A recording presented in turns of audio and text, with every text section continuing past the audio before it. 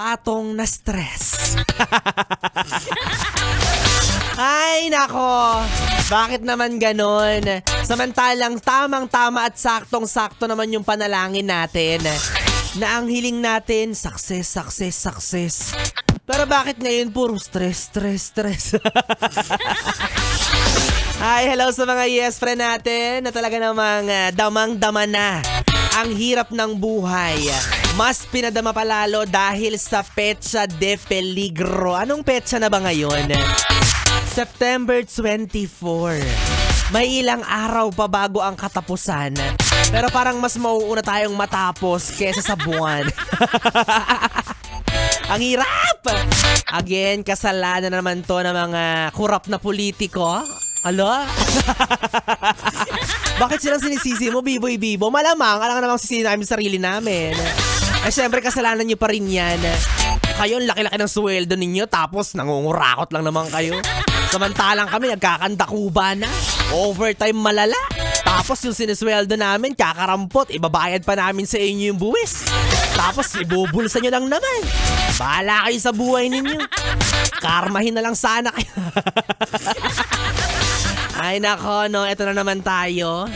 Ito talaga yung mga pagkakataon sa buhay natin kung saan talaga namang minumudmud sa pagmumukha natin. Na kawawa, ganon. Diba? Kasi ultimo piso tinitipid mo, alam mo yan.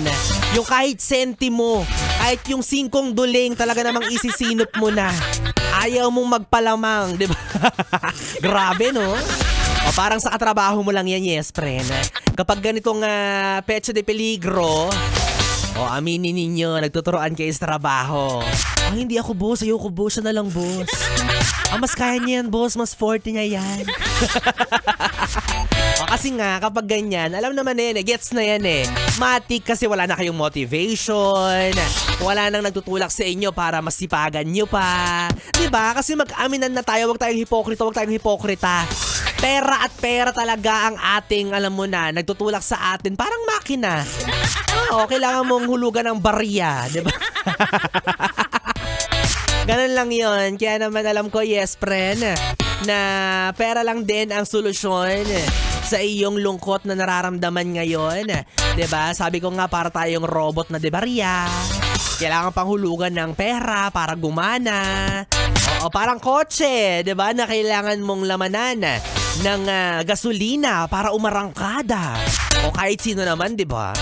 Samantalang nung nag-a-apply ka, sabi mo, kaya mo mag-multitask. Tapos ngayon, pag may pinapagawa sa'yo, teka lang naman, kitang may ginagawa pa yung tao, utos ng utos, Ang taray mo na. Hindi ka ganyan nagsimula, bakit ganyan ka na ngayon? Pero syempre, kapag kinsenas katapusan, hindi naman kaya kapag nakasweldo na, ayan, paldo-paldo na. Grabe na siya. Parang milyonarya na. Parang kaya nang bumili ng Rolls Royce.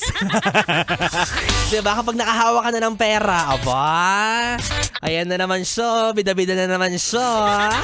Talaga namang determinado na naman, Nagpapakitang gilas na naman sa boss, Talaga naman akala mo, siya magmamana ng kumpanya. Akala mo naman talaga mahal na mahal niya ang pinagtatrabahuhan niya. Dapat lang. Dapat lang din naman, di ba? Mahalin natin yung trabaho natin kasi dito tayo humuhugot ng, alam mo na, sakit, lamig sa katawan. Charot lang. Ng pagkakakitaan yan. Diba? Kaya love your job. Mahalin mo ang iyong trabaho. Huwag ang katrabaho, nako, delikado. Kilala kita. Tirador ka ng mga bagong empleyado, ng mga bagong hire sa inyo. And of course, yes, friend, huwag mo rin kalilimutan na mahalin ang iyong sarili. At syempre, mahalin ang mga taong mahal mo sa buhay. Diba? Tandaan mo, yan ang dahilan kung bakit ka nakikipagsapalaran. Pero huwag masyadong bigay todo. Una, hindi naman ipapamana yung kumpanan niya sa inyo. Pangalawa, hindi ka naman iiyakan ng boss mo kapag nawala ka sa mundo kakatrabaho. Kaya doon ka lang sa sakto. Doon ka lang sa sisweldo ka pa rin. Hindi ka maliligwak. Isipin mo, kung ang Diyos ay may awa, ang boss mo wala. Kaya saktong galawan lang.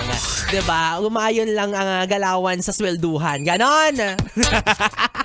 Bahala ka dyan. Well, anyways mga yes friend, kapiling nyo na ang DJ na mabilis bumayo. Ang dila sa mikropono. Ako po si DJ B-Boy. B-Boy, Bibo. At ako yung pwede nyo makatabi hanggang mamayang alas 12 para sa ating BB Time. Kaya naman dito ka lang sa istasyong No Problem. Ang 101.1, yes, FM Solid.